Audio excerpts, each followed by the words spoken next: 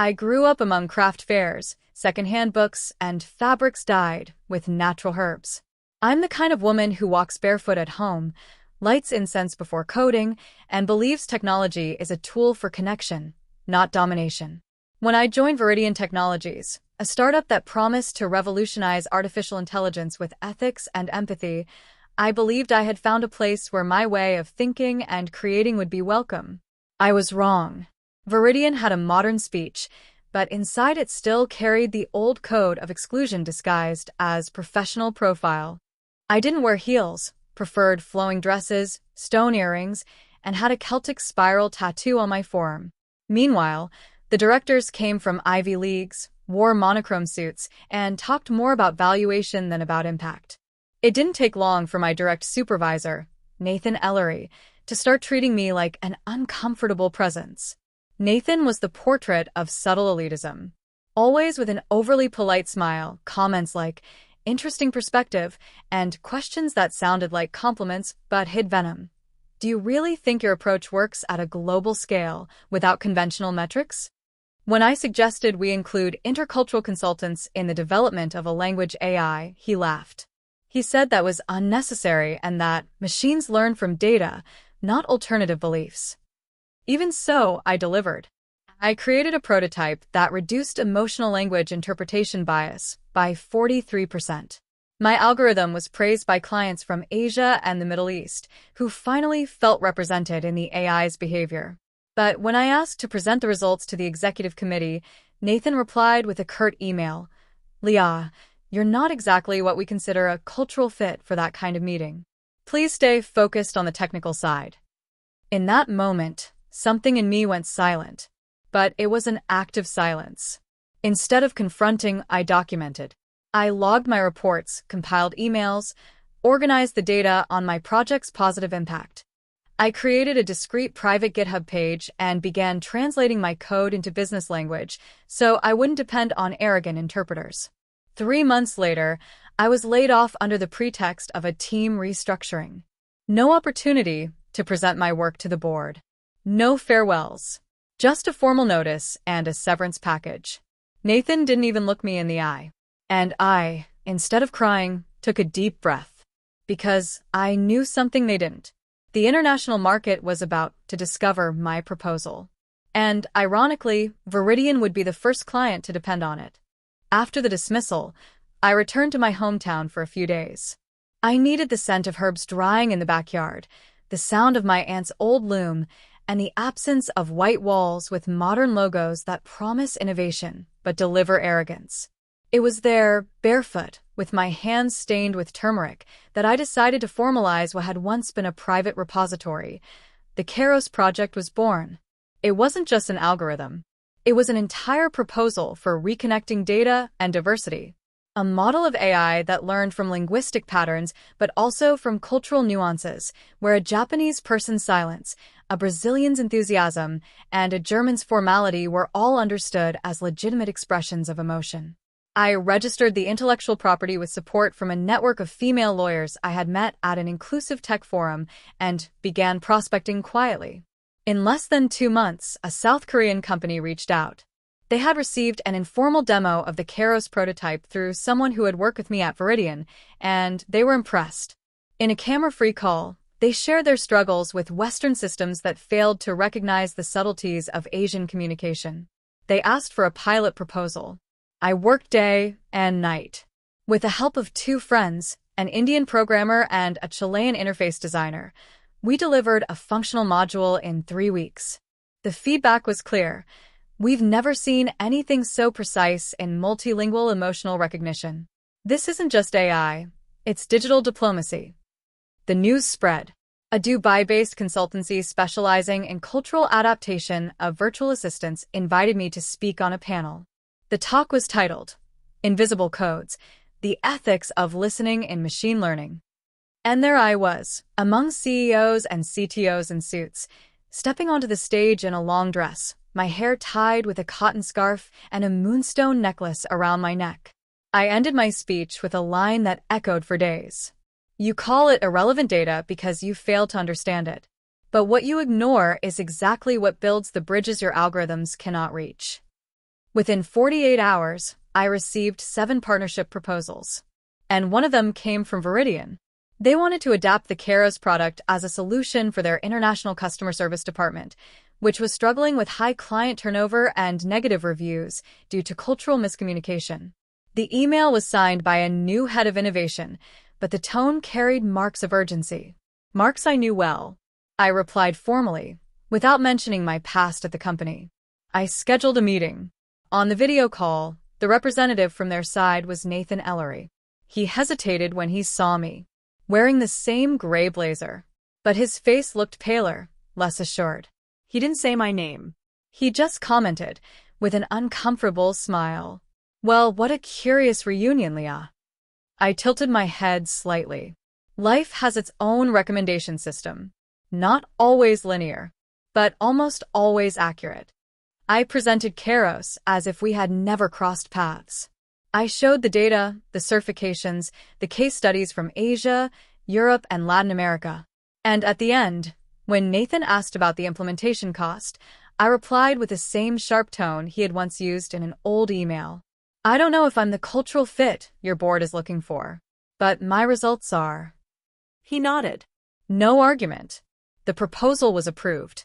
Kairos became Veridian's official provider for contextualized AI integration in international operations. 3 months later, I was invited by a new global expansion director to lead the localization process of virtual assistants in 5 countries. And just like that, I returned.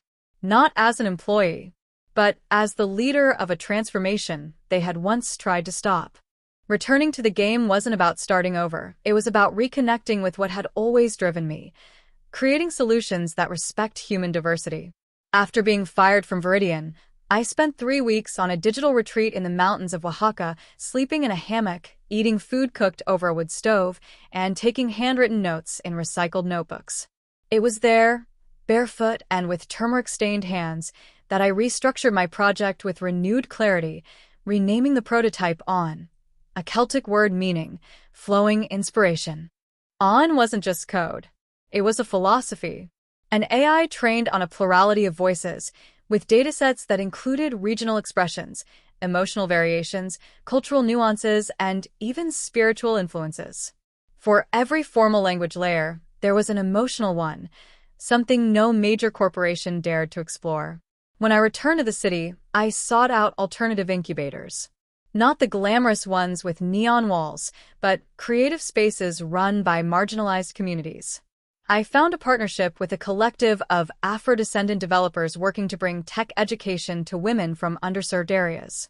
Together, we structured an initial pitch and launched the project as an experimental API for empathic integration. We had no marketing budget, but we had something more powerful: proven impact. Small businesses across Latin America began integrating On into their chatbots.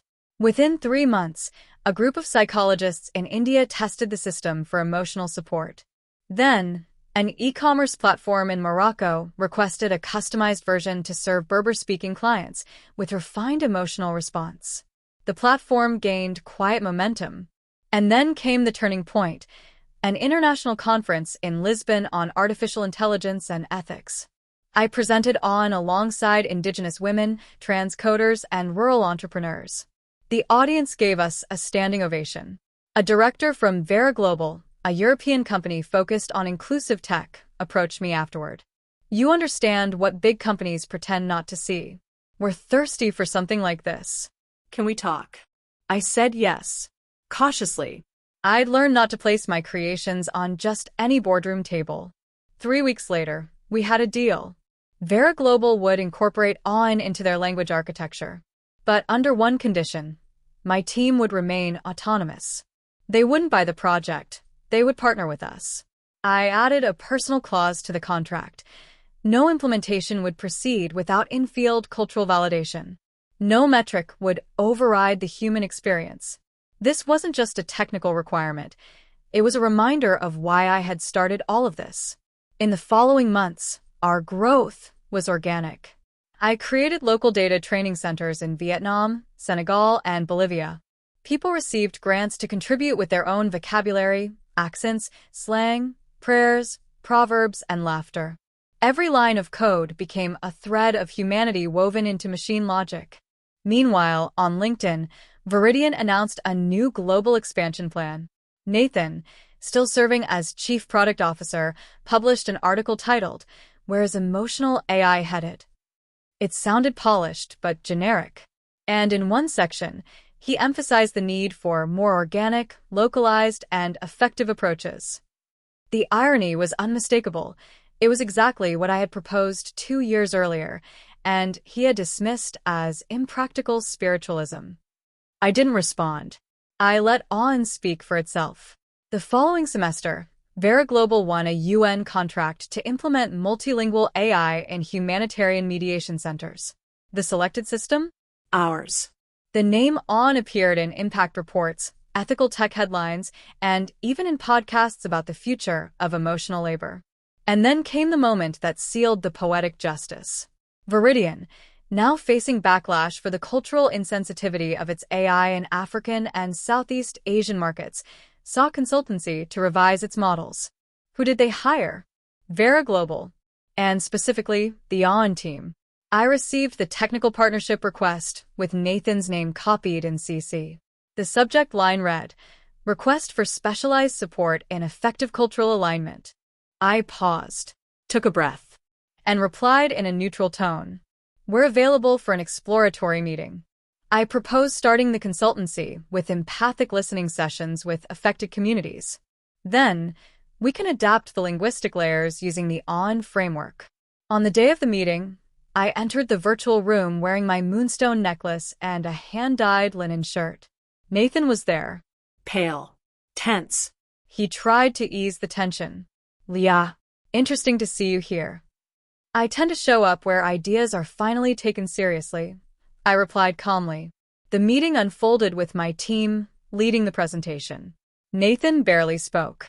In the end, I suggested pilot projects in Ghana and the Philippines. The proposal was accepted.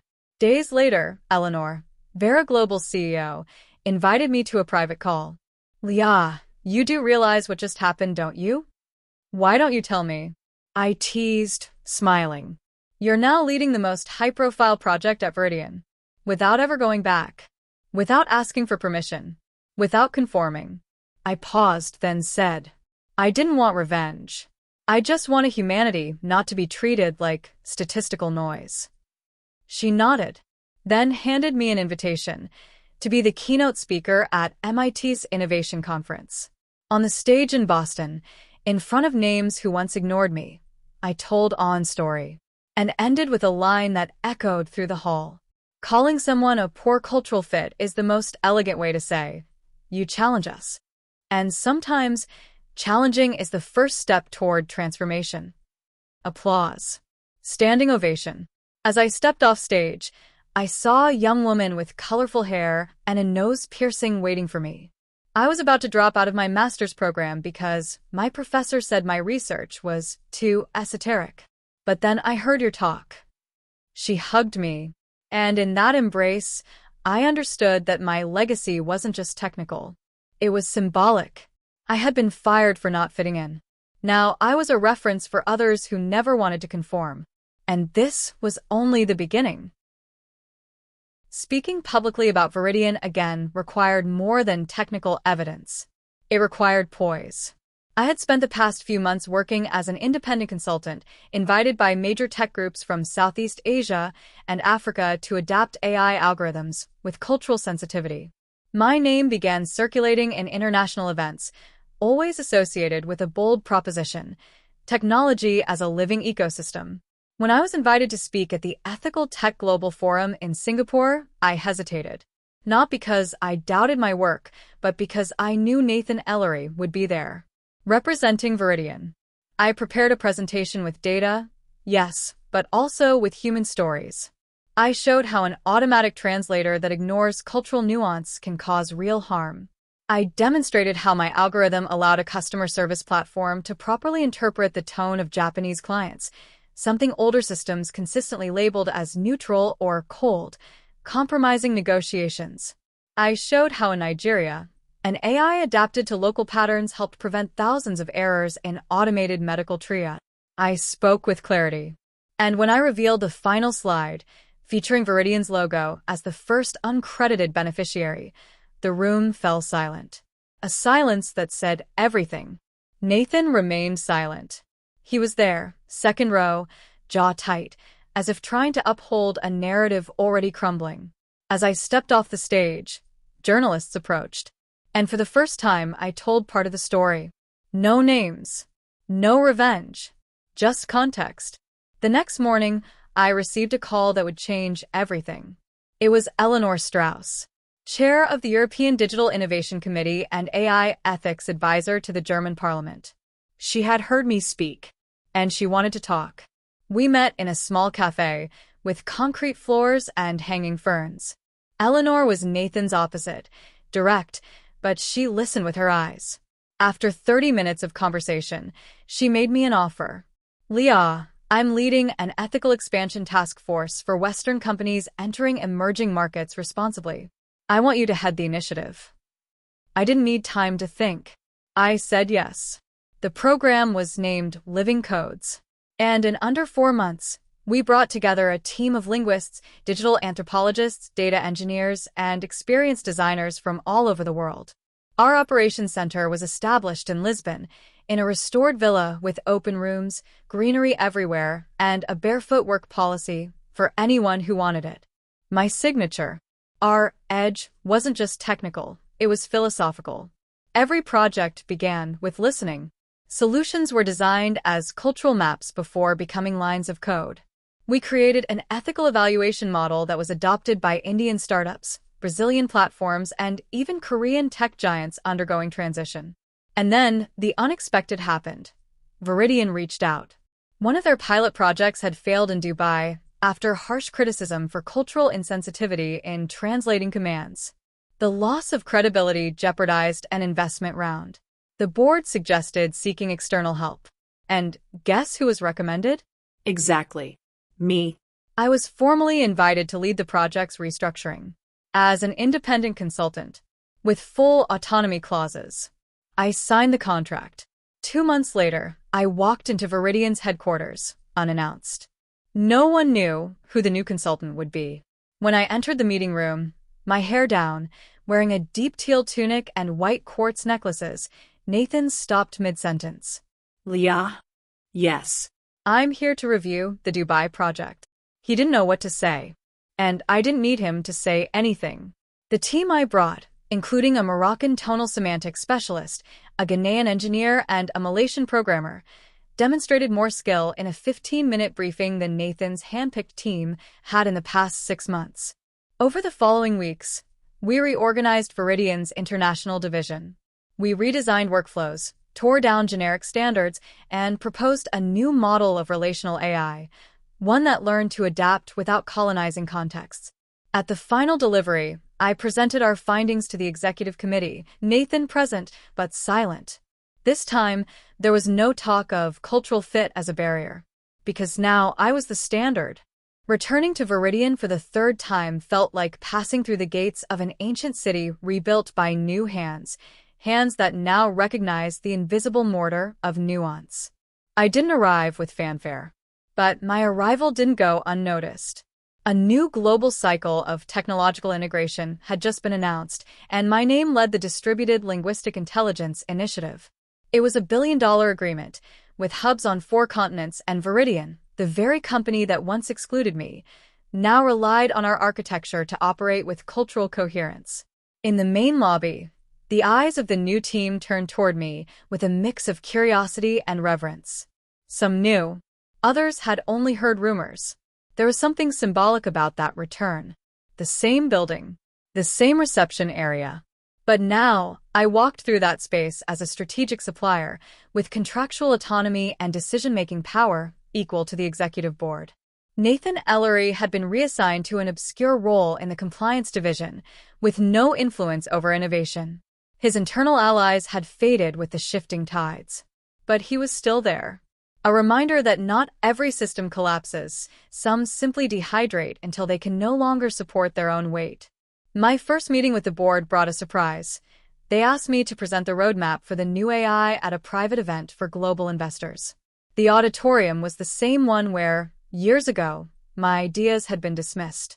I entered wearing a raw cotton dress, a beaded wooden necklace, and a soft lavender scent.